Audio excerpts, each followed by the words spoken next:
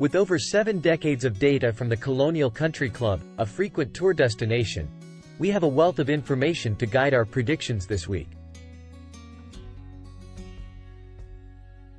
Player selection should hinge primarily on the ability to maintain the ball on the fairway and optimize approach angles on these compact greens. Historically, players demonstrating precision off the tee and consistent putting skills have been successful. This pattern is evident from past champions such as Kevin Na, Jordan Spieth, Daniel Berger, and Kevin Kisner. Familiarity with this course is a significant advantage, especially this week. At Colonial, there's a strong correlation, 9th highest, between past experience and successful performance. Looking at the previous 20 champions, the average winner was 35 years old and had about 6 previous appearances before their win. Generally, I'll be less inclined towards first-timers at Colonial. The dense forest alongside the fairways and the unpredictable 3-inch Bermuda rough make this a strategic, positional-based course. Most players opt for less powerful clubs off the tee. The average driving distance here is 7 yards shorter than on most courses. Players who fail to manage the doglegs or find the rough will often face obstructed approach shots due to trees. Those who can accurately aim for their targets rule the day at Colonial. Players with exceptional iron skills should also be favored this week. About 55% of approach shots are within the range of 100 to 175 yards. I've also highlighted 2 hole ranges in this week's model. Approximately 36% of holes fall between 400 to 450 yards, and all par 3s are over 190 yards. Players with past success in these ranges will rank higher in the hole breakdown submodel and top my betting list this week. The most critical factor at Colonial is hitting greens in regulation. Last year, it ranked 9th hardest for gaining strokes on approach. Players who rank high in good drive percent combined with solid past performance on other small greens are likely to move up the leaderboard. As the course has only 2 par 5s, I'll be overlooking players who typically excel on courses with 4 par 5s.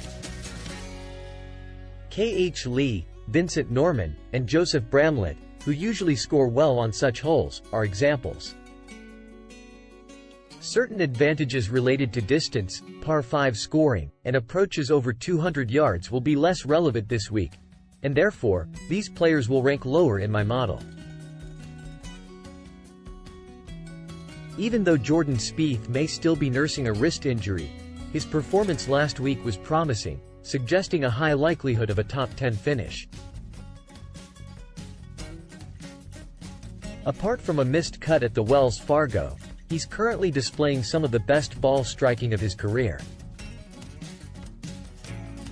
Despite losing 6 strokes in his short game over his last 2 events, he's gained an impressive 31.9 strokes in his short game at Colonial CC over his last 4 starts. Here are the top 4 betting picks for the 2023 Charles Schwab Challenge.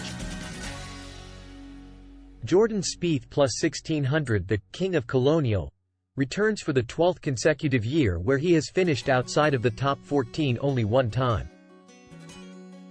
While he is playing with a slight wrist injury, his ball striking was superb at last week's PGA Championship. And at his press conference today he confirmed that he is fine moving forward. His last 8 starts at Colonial rival any other player's positive history at any other course. He is gaining 2.54 strokes on the field per round along with 1.10 putting. While he has lost 6 strokes with his short game in his last 2 events, he has gained an astounding 31.9 strokes with his short game at Colonial CC in his last 4 starts. Collin Morikawa plus 1800 out of all the elite players on tour who are lacking a recent win. Morikawa might be the most motivated of them all. The good news is that this course fits him perfectly.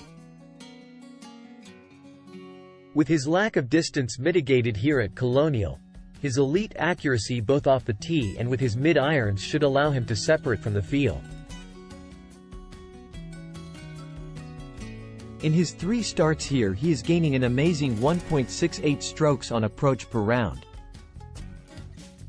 He also gained strokes putting at last week's PGA Championship, and bentgrass is his second best surface.